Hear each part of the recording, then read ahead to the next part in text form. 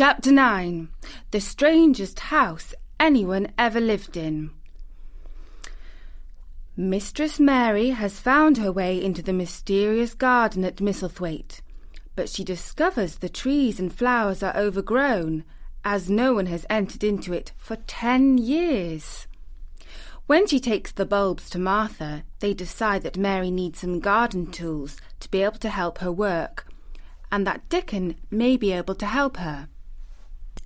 Let's see how Mary and Martha try to reach Dickon, the young boy of the moor, in this next chapter of The Secret Garden. It was the sweetest, most mysterious-looking place anyone could imagine. The high walls which shut it were covered with leafless stems of climbing roses, which were so thick that they were matted together. Mary Lennox knew that they were roses because she had seen a great many roses in India.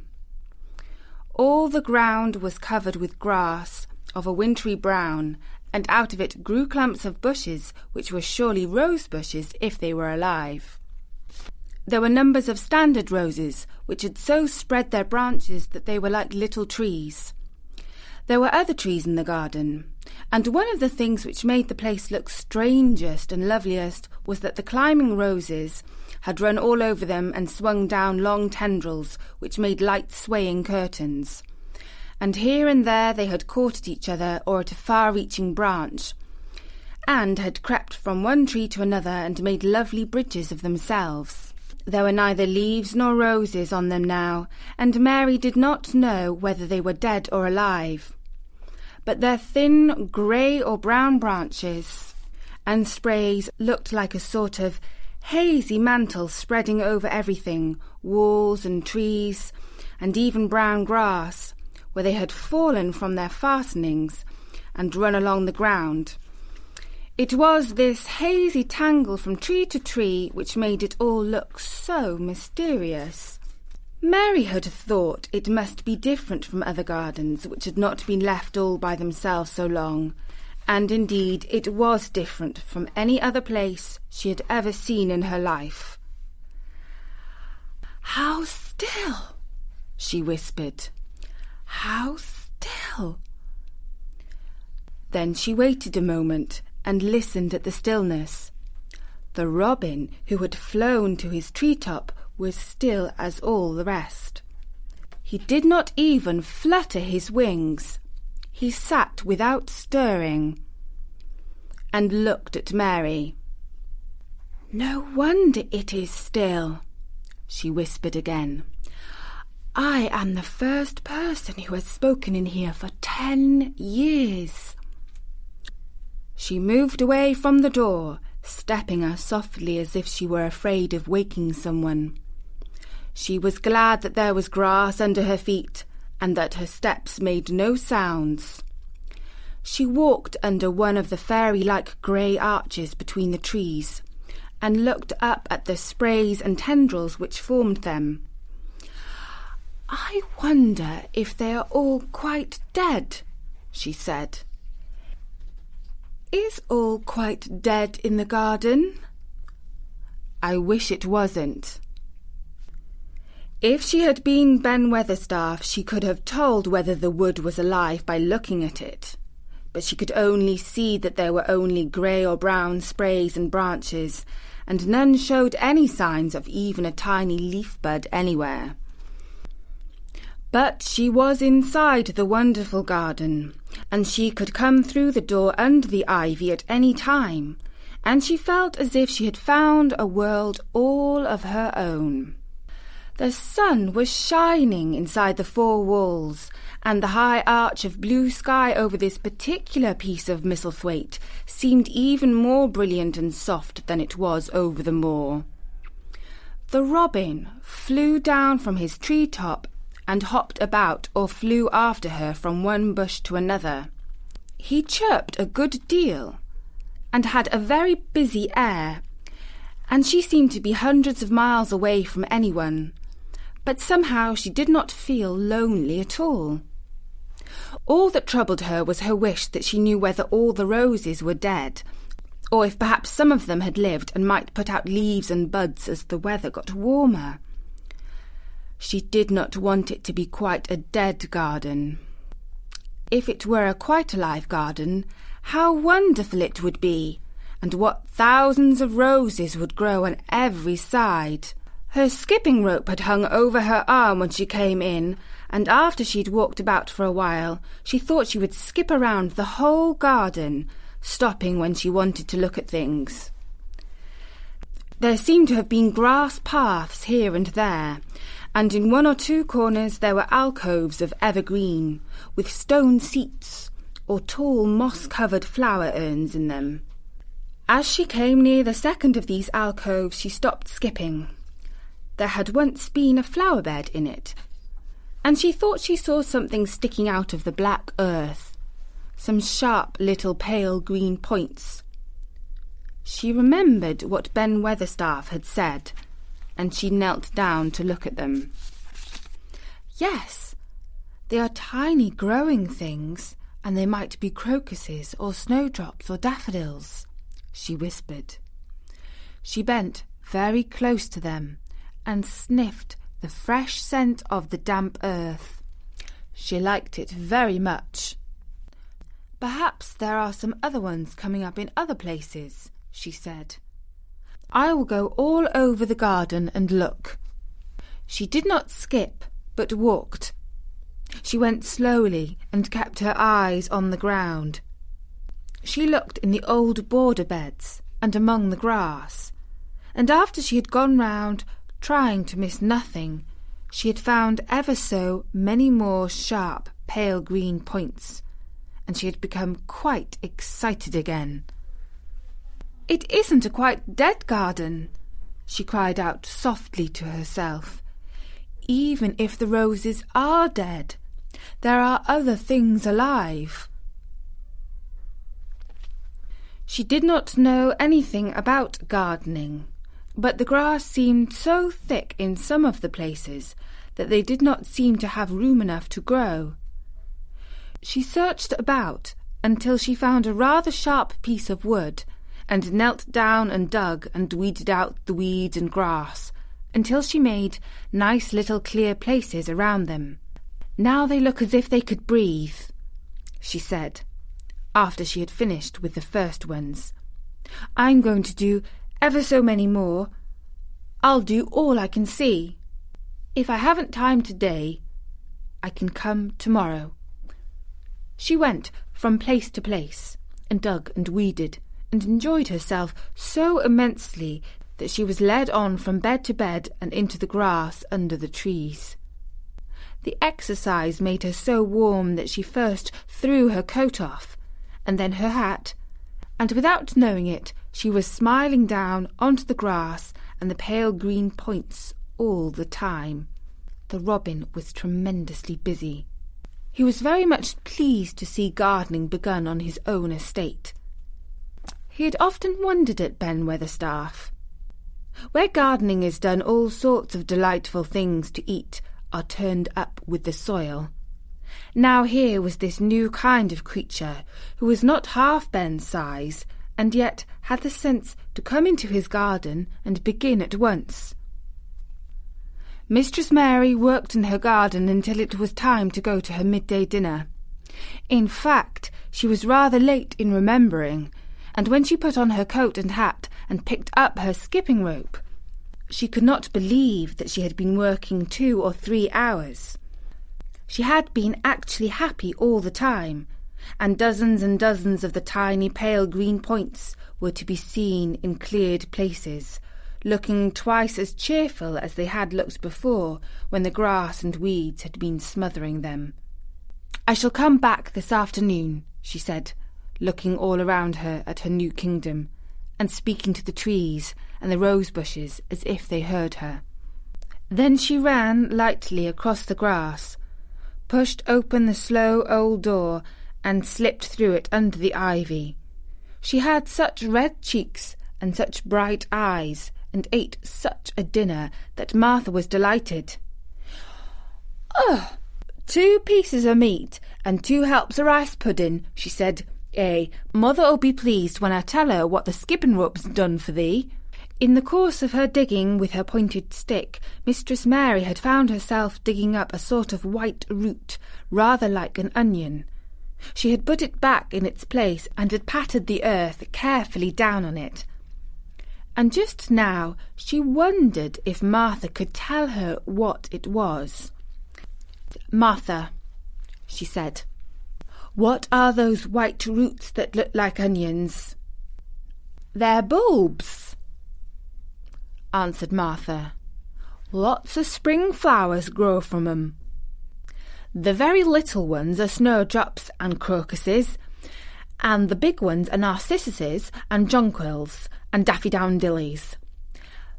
The biggest of all is lilies and purple flags. They're nice.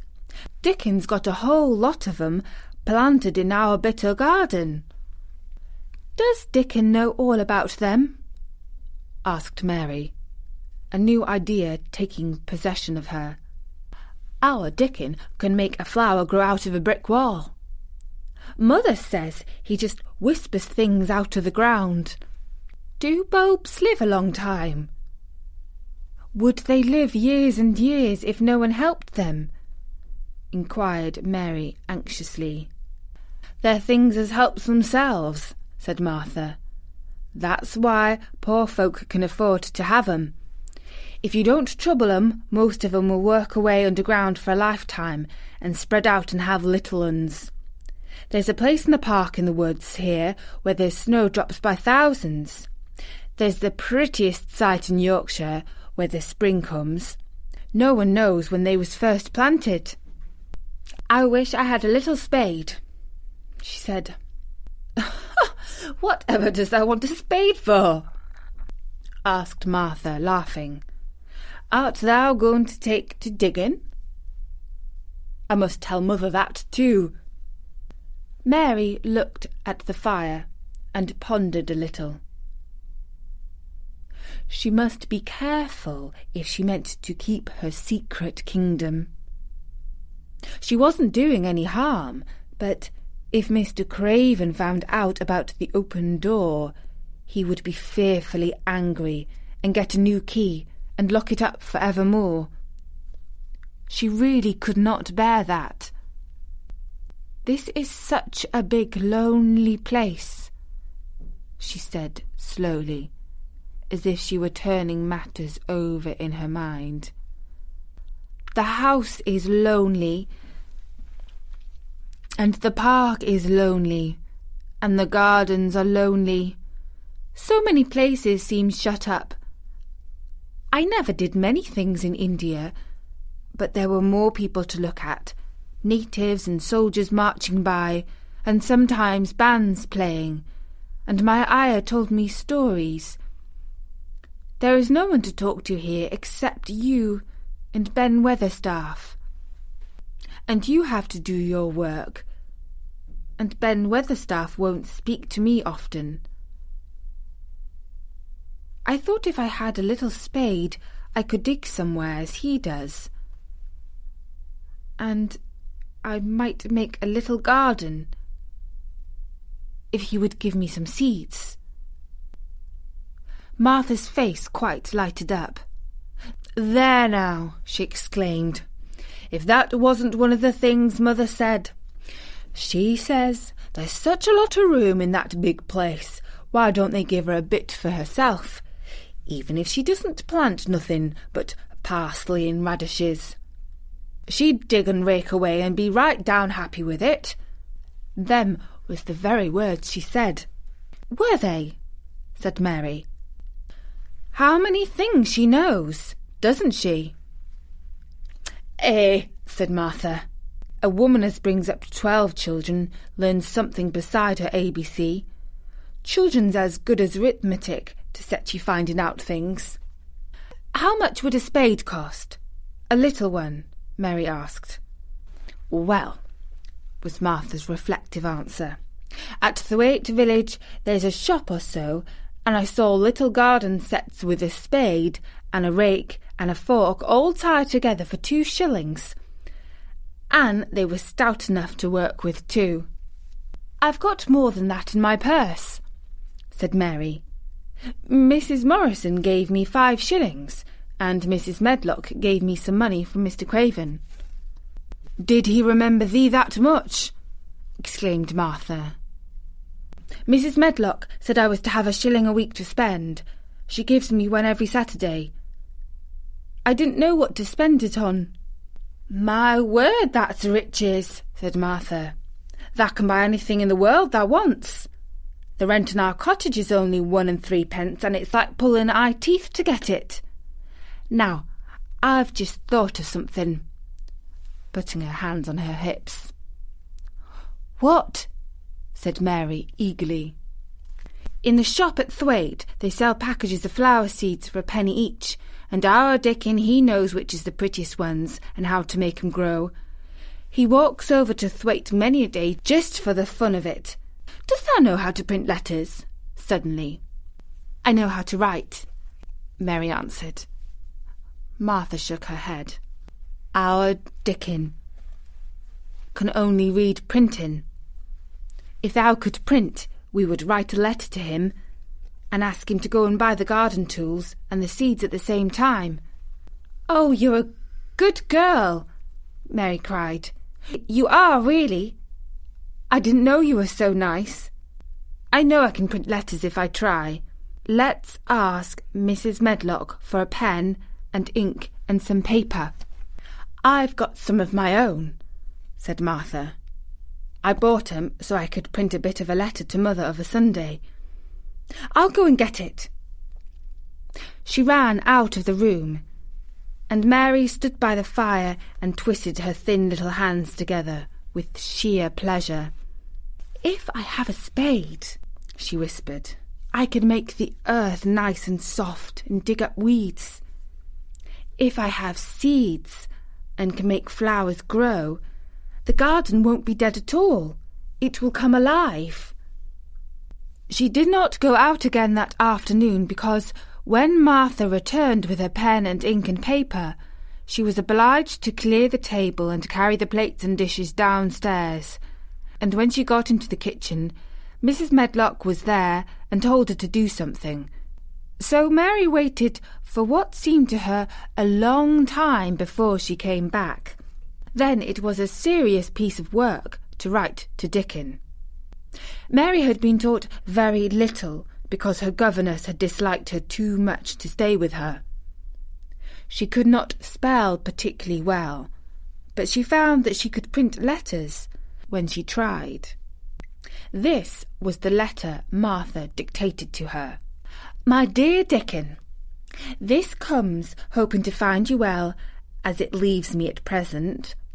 Miss Mary has plenty of money, and will you go to Thwaite and buy her some flower seeds and a set of garden tools to make a flower bed?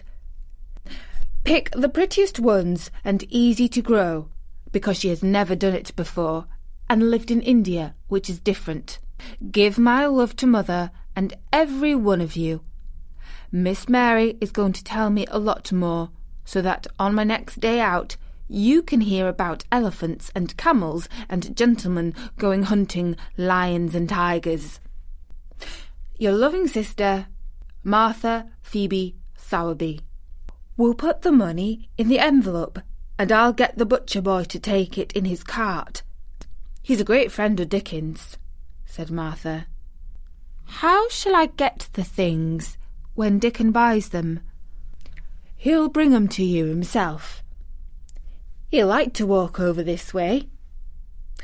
"Oh!" exclaimed Mary. "Then I shall see him.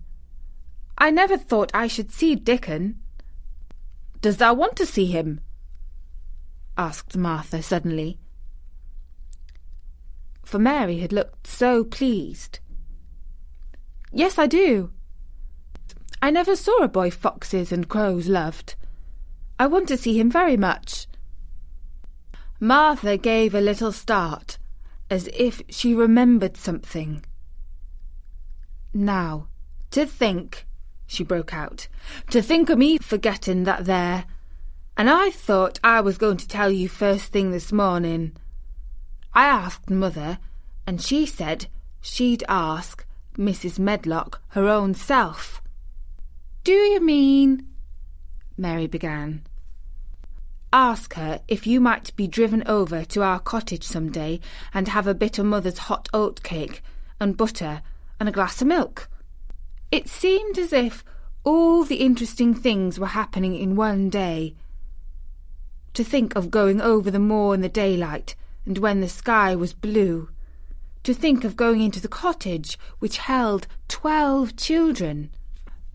"Does she think Mrs. Medlock will let me go?" she asked, quite anxiously. "Aye, she thinks she would. She knows what a tidy woman Mother is, and how clean she keeps the cottage." "If I went, I should see your mother as well as Dickon," said Mary, thinking it over and liking the idea very much. She doesn't seem to be like the mothers in India.